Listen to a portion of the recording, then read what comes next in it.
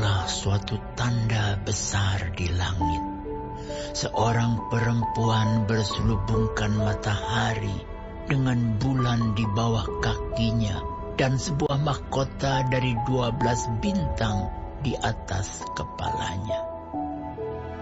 Ia sedang mengandung dan dalam keluhan dan penderitaannya hendak melahirkan. Ia berteriak kesakitan. Maka tampaklah suatu tanda yang lain di langit. Dan lihatlah, seekor naga merah padam yang besar, berkepala 7 dan bertanduk 10, dan di atas kepalanya ada 7 mahkota. Dan ekornya menyeret sepertiga dari bintang-bintang di langit dan melemparkannya ke atas bumi.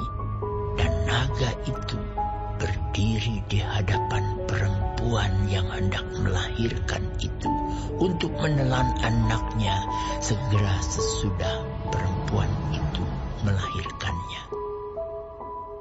Maka ia melahirkan seorang anak laki-laki yang akan menggembalakan semua bangsa dengan gada besi.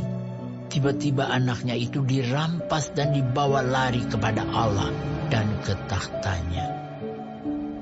Perempuan itu lari ke padang gurun di mana telah disediakan suatu tempat baginya oleh Allah supaya ia dipelihara di situ 1260 hari lamanya. Maka timbullah peperangan di sorga.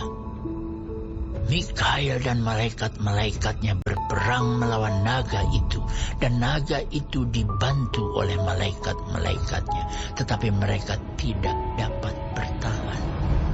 Mereka tidak mendapat tempat lagi di sorga. Dan naga besar itu, si ular tua, yang disebut iblis atau Satan, yang menyesatkan seluruh dunia, dilemparkan ke bawah. Ia dilemparkan ke bumi bersama-sama dengan malaikat-malaikatnya.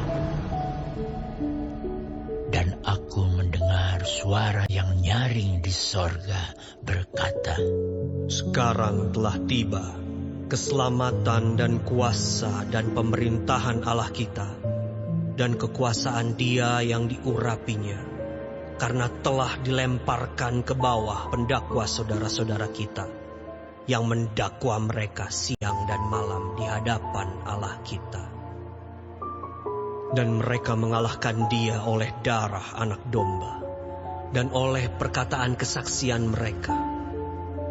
Karena mereka tidak mengasihi nyawa mereka sampai ke dalam maut. Karena itu bersukacitalah, hai sorga, hai kamu sekalian yang diam di dalamnya.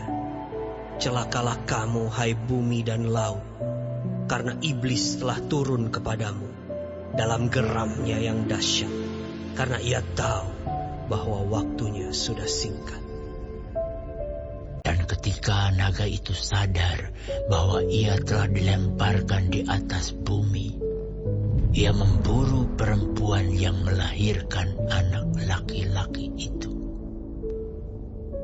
Kepada perempuan itu diberikan kedua sayap dari burung nasar yang besar, supaya ia terbang ke tempatnya di padang gurun, di mana ia dipelihara jauh dari tempat ular itu, selama 1 masa dan 2 masa dan setengah masa.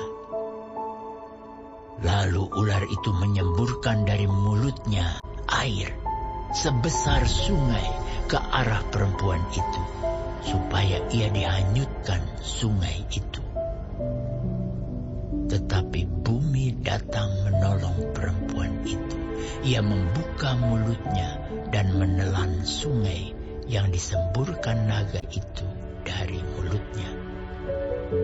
Maka marahlah naga itu kepada perempuan itu, lalu pergi memerangi keturunannya yang lain, yang menuruti hukum-hukum Allah dan memiliki kesaksian Yesus. Dan ia